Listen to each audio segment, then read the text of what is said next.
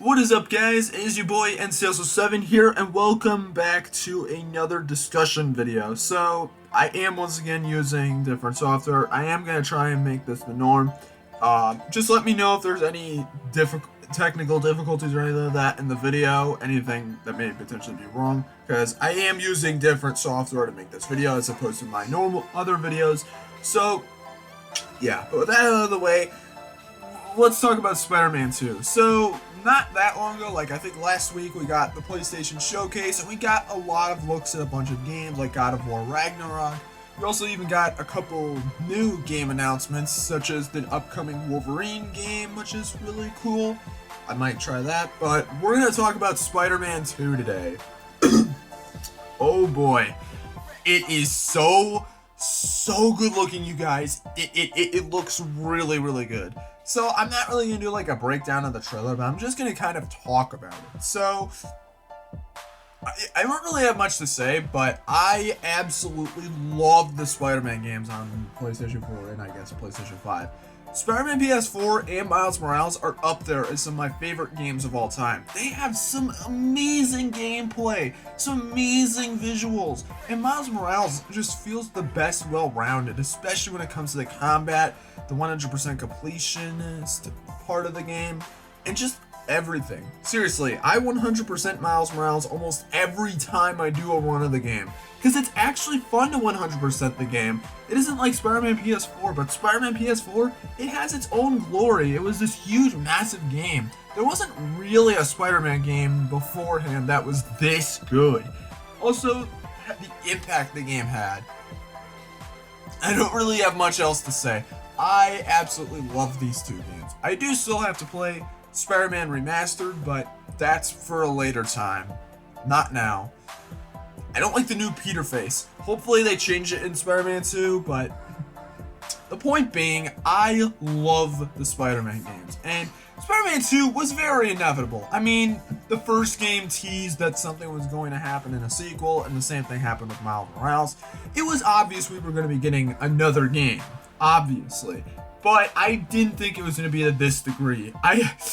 To kind of use it as an example, like, the trailer reminds me a lot of the Breath of the Wild 2 trailer, where it's like, you have the original game, which was, like, not that dark, but it had, like, it was mostly normal. But then you have the Majora's Mask sequel, that's a lot more gritty and dark. I really like that from this first trailer. Like, Spider-Man 2 is giving me Majora's Mask vibes in terms of a sequel that's bigger and better, but also has a unique theme going for it.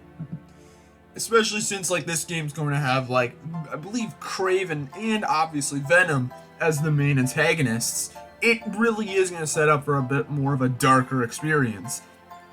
And so I really like that. I really like that they show that. And also, even just looking at the trailer and just looking how it's animated and how it looks so good. Seriously, Peter's advanced suit looks even better now. It looks a lot more red as opposed to the kind of orangish from the PS4 game. But it looks really good. Even Miles also looks really good in his, I don't think it's an advanced suit, but his suit, whatever it is. But those look really good.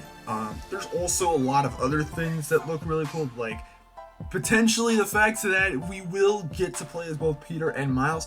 Now, the game is not co-op, unfortunately. This has been confirmed. It will just have Peter and Miles just being playable, but no co-op. That's honestly fine, though, because if they were to shoehorn co-op in there, it wouldn't be nearly as good. I don't know. I've seen it before. And listen, I love Luigi's Mansion 3, but that game did shoehorn co-op in there, and it's just kind of, I kind of wish it wasn't shoehorned in. So I am glad to at least hear that. And also, it means that we're going to be getting two stories potentially. One story about Peter and one about Miles, which basically gives us the best of both worlds. They'll more than likely be connected, as there's going to be probably a lot of events that are connected to one another. But to see two stories kind of go together in some way, shape, or form would be really cool. So that's really good to see. And just having two Spider-Men out there, like, defeating crime and all that stuff, is a really cool idea. Like, they kind of did this in Spider-Man Miles Morales, but not really much. Only like the first mission, but it wasn't really that controlled. So there is that. But it's really, really good. Really good. Also, another thing to mention is obviously the fact that this is not going to be a dual console release. It will only be a PS5 game, which I know some people may be upset about. I know that people who don't have a PS5 yet are probably very upset because, I mean, if the PlayStation 5 wasn't already difficult to get, then it's going to be 1,000 times harder to get now that we've got Spider-Man 2 and the new Wolverine game coming out. So it's going to make it a lot more hard. But to be honest, I think it's best that it stays a PS5 exclusive. Yes, obviously the consoles are going to be selling a lot more than likely, because now that we got an exclusive Spider-Man game going there, albeit 2023, lots of people are going to be wanting to get the system, and it's just going to make it even more difficult for a lot of people to get it. But I don't know. I mean, to be fair, I am in, I guess you could say, the minority, I guess, since I do have a PlayStation 5. A lot of people do. Most of my friends do have PlayStation 5s, but I do still know a lot of people that don't have them. But even so, though, I really... Is my phone going off? I really like it, because Miles Morales, as great as that game is, it couldn't go as crazy as it could have when it came to the next-gen features. Since it also released on PS4, they couldn't really go crazy with it. But now, the sky's the limit. They can do whatever they want. They don't have to worry about limitations. None of that. Which is really, really good to see. And honestly, I think it'll just work better in the end.